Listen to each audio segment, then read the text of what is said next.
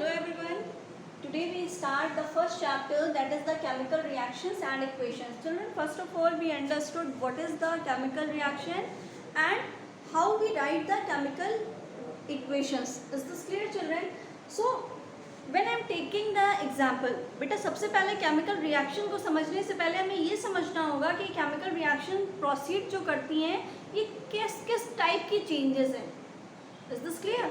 यहाँ पे क्या सब्सटेंस फॉर्म होता है ये हमें पता होना चाहिए कि सब्सटेंस क्या फॉर्म हो रहा है, उनकी प्रॉपर्टीज़ क्या क्या हैं, तो हम समझ सकते हैं इजीली कि केमिकल रिएक्शंस क्या होती हैं. ठीक है, सपोज करिए कि हम डे टू डे लाइफ का एग्जांपल लेंगे. डे टू डे लाइफ के अगर एग्जांपल की बेटा हम बात करें, so when we left the milk at a room temperature, बेटा हम सब ने देखा है कि जब हम समर्स में रूम टेम्परेचर पे मिल्क रहने देते हैं तो क्या होता है, after some time it changes its state.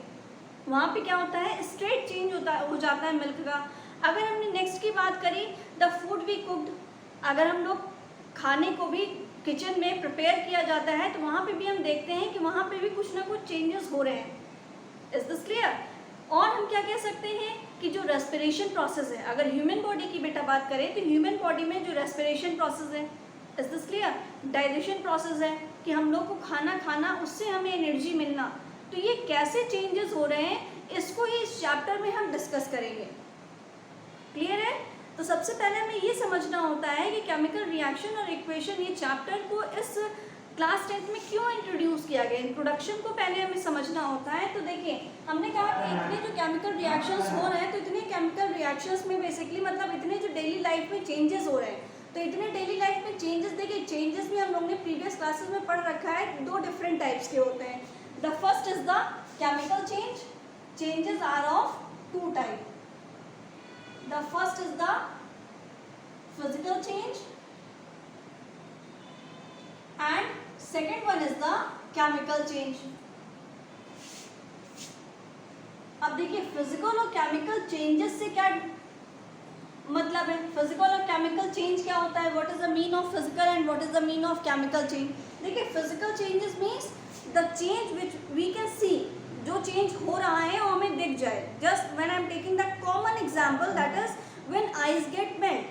अगर आइस को देखा जाए तो हम लोग ने बेस्ट एग्जांपल क्या पढ़ रखा है, when ice get melt it get converted into the liquid.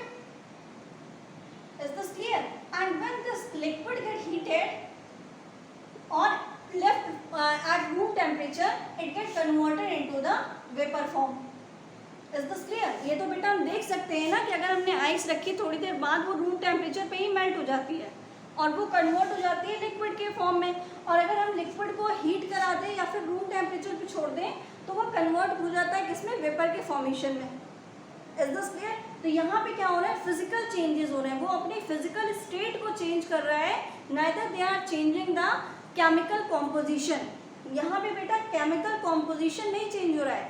अगर सपोज करिए यहाँ पे हम लोग ने वाटर का कॉम्पोजिशन लिया, अगर हमने लिया वाटर, ठीक है, आइस आपकी एक बार फ्रीज होती है, फ्रीज करके कन्वर्ट हो जाती है. वाटर आपका फ्रीज होता है, फ्रीज करके किसमें कन्वर्ट हो रहा है, आइस में. ठीक है, अगर वो लिक्विड मेल्ट करता है, लिक्विड में कन्वर्ट होता है, वहाँ पे भी इसका फॉर्मूला क्या होगा, H2O ही होगा.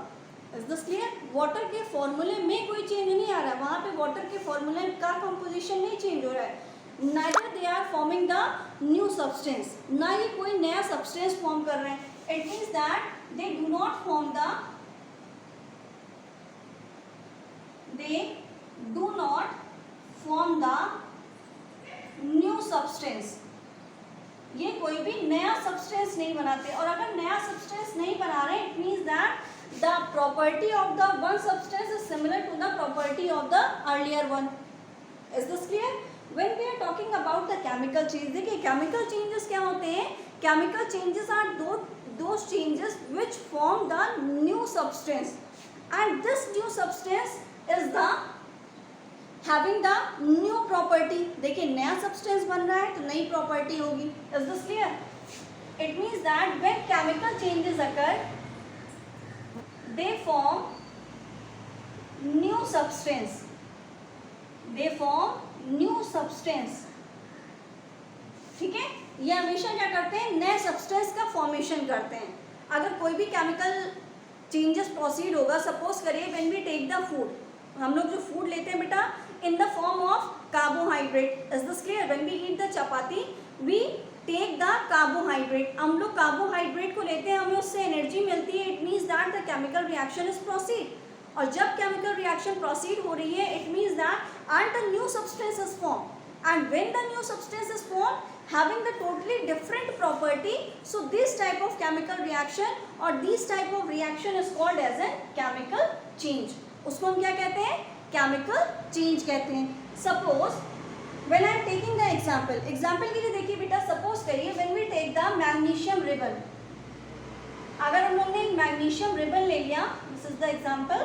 अगर हमने magnesium ribbon ले लिया, ठीक है, magnesium ribbon को burn कर दिया गया and burn in the presence of oxygen. Is this clear? And when magnesium react with oxygen, it will form the magnesium oxide. What it form? It form the magnesium oxide. And what is this? This is the magnesium.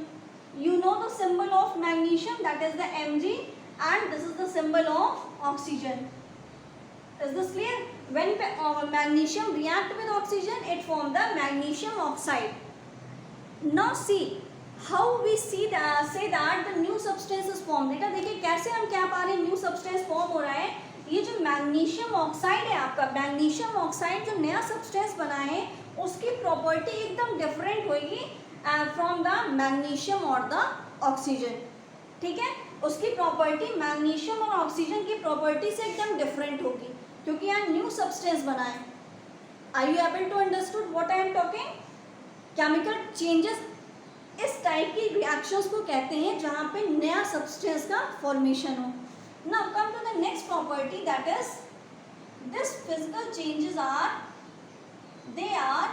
Reversible. They are reversible. Why I am saying that they are reversible? क्यों उनको बेटा कहा जा रहा है कि ये reversible है? रिवर्सिबल मीन्स अगर हमने यहाँ पे देखिए एग्जाम्पल जो लिया था, that is the ice gate converted into liquid and this liquid gate converted into the vapour form. This process can be reversed. इस प्रोसेस को हम रिवर्स्ड भी कर सकते हैं. रिवर्स कैसे करेंगे? हम सबको पता है कि जो वेपर का फॉर्मेशन होता है, अगर हमने वेपर को फॉर्मेशन को अगर उसको कलेक्ट कर लिया तो वो कन्वर्ट हो जाएगा लिक्विड में. ठीक है, लिक्विड को कंडेंस करेंगे, it get converted into the ice. It means that ये process liquid to ice to liquid, liquid to gas, एक प्रोसेस चल सकता है और इस प्रोसेस को हम रिवर्स कर सकते हैं, gas to liquid, liquid to solid. Is this clear? This is the physical change जो रिवर्स हो जाए. This is the reversible reaction. And when we talk about the chemical change, chemical changes are basically the irreversible process. They are irreversible process. Irreversible process जिसको reverse ना किया जा सके. कि अगर हमने एक बार मैग्नीशियम ऑक्साइड बना दिया, मैग्नीशियम ऑक्साइड से हम फिर से वापस से मैग्नीशियम और ऑक्सीजन बना दे, दिस इज द इरिवर्सिबल, जिसको हम ना बना पाए. ठीक है, हम मैग्नीशियम ऑक्साइड से मैग्नीशियम और ऑक्सीजन को नहीं बना सकते. This is the chemical changes. And what we studied in this chapter, that is the chemical reactions. अब हमें केमिकल रिएक्शंस पढ़नी है कि केमिकल रिएक्शंस कैसे प्रोसीड होती हैं.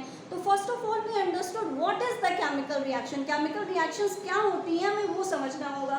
तो सबसे पहले हम बात करते हैं कि केमिकल रिएक्शंस की डेफिनेशन क्या होती है.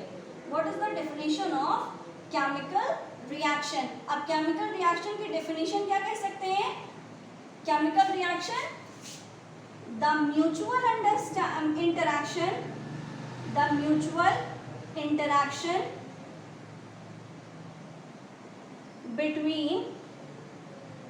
mutual interaction between one substance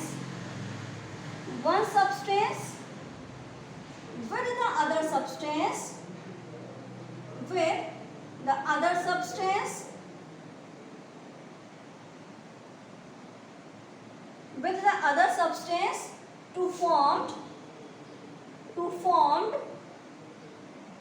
chemically